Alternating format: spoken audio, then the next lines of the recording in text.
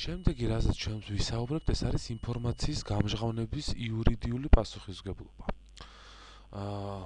ასე დროს საუბარი გვექნება, ანუ ამ შემთხვევაში საუბარი გვექნება, ვის გადასცემენ ისინი ჩვენს მიერ და რა შემთხვევაში გადასცემენ ჩვენ შესახებ შეგროვებულ ინფორმაციას. ესე იგი, ისინი იტოვებენ უფლებას გაამჟღავნონ მფლობელობაში არსებული ინფორმაცია კანონის მოთხოვნებით. ანუ თუ დაჭირდათ რაღაც სასამართლოზე თავის დასაცავად, ან რაღაც იურიდიული ფორმალობების შესასრულებლად ჩვენი ინფორმაცია ისინი ამას გასცემენ, მაგრამ აუცილებლად შეგვატყობინებენ ამის შესახებ, რომ ისინი აპირებენ ამა თუ იმ ინფორმაციის გაცემას მესამე პირზე და იტოვებენ უფლებას გადასცეს ინფორმაცია სხვა კომპანიასთან შერწყმის შემთხვევაში, ან ბიზნეს გადაცემის შემთხვევაში. თუ ნეო-12 შევა რაღაც უფრო დიდი კომპანიის მფლობელობაში, მაშინ ამ შემთხვევაში ცხადია ის თავის ინფორმაციით შედის ამ კომპანიის მფლობელობაში და ამ შემთხვევაში ჩვენი ინფორმაცია გადავა უკვე ამ დიდი კომპანიის ხელში. კოლეჯ ამერიკასაც აბსოლუტურად იდენტური პოლიტიკა აქვს ინფორმაციის გამჟღავნების შესახებ, ხოლო განსხვავება არის იმისგან, რომ ისინი იტოვებენ, რაც თავშიც ვახსენეთ, იტოვებენ უფლებას გადასცენ მესამე პარტნიორ პირს, პარტნიორ ორგანიზაციას შესაბამისი მარკეტინგული შეთავაზების გაკეთების მიზნით ჩვენს მიერ ის ინფორმაცია, რასაც ისინი ჩვენზე ფლობენ. რაც შეეხება სისტემებს, რა სისტემებს იყენებენ? ორივე იყენებს cookies log file-ის სისტემას, იმისათვის რომ მიანიჭოს თითოეულ მომხმარებელს უნიკალური ნომერი. ეს სისტემა ეხმარება ასევე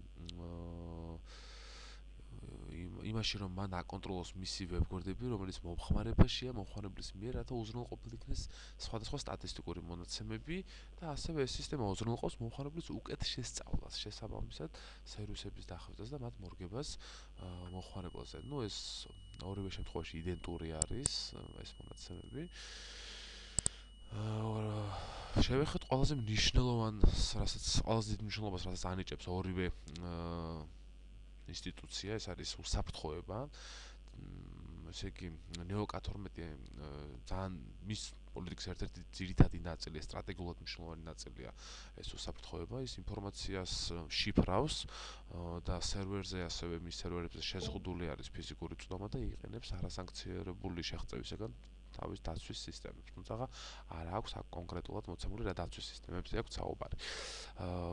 ესე იგი, ასევე მნიშვნელოვანია კოლეჯ ამერიკისთვის ეს დაცვა ინფორმაციის, ხდება ასევე აქაც მისი დაშიფრვა და ესე იგი, მიუხედავად უსაფრთხოების ზომის, მკაცრი ზომის, ისინი ამბობენ, რომ ხანდახან არის შესაძლებლობა იმისა, რომ რაღაც მიზეზებით უსაფრთხოება დარღვეული იქნეს და ასეთ შემთხვევაში შესაძლებელია დაუკავშირდეთ მათ ელ-პოსტაზე და მივმართოთ კონკრეტული პრობლემის თაობაზე.